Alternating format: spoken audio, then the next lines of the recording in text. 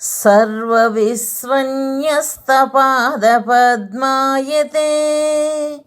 वामहस्तालोल वेदशास्त्रायते ज्ञानसूर्यायते दत्तरूपायते श्रीवेणुगोपालकृष्णाय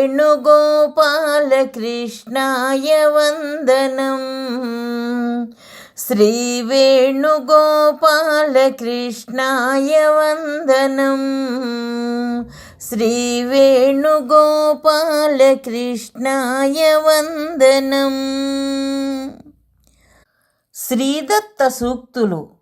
శ్రీ దత్త ఉవాచ అహంకార మమకారములు త్యజించుము, శరణాగతి చేయుము, తరింతువు. శివశక్తి ఏకరూపమే శ్రీదత్తుడు. నన్ను తెలియలేమని తెలుసుకున్నవాడే నన్ను గురించి తెలిసినవాడు. నన్ను తెలుసుకొంటినన్నవాడు ఏమియూ తెలియనివాడు. నాచే ఫలము ఇప్పింపగలది కేవలము ప్రేమ రూపమైన భక్తియే.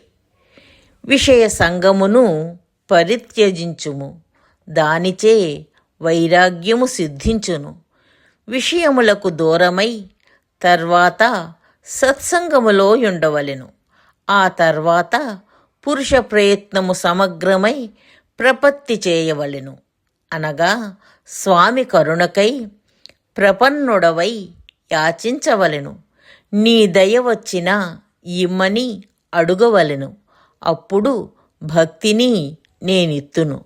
అట్టి భక్తి నిష్కామము కావలెను. అదియే పరాభక్తి. అప్పుడు నేను కైవల్యమునిత్తును. నిష్కామం వలన అంతర్ముఖత్వం వస్తుంది. నిరంతర ఆరాధన చాలా ముఖ్యము. నిష్కామము, యోగము, అంతర్ముఖత్వము ఇవియే కైవల్యానికి మార్గము.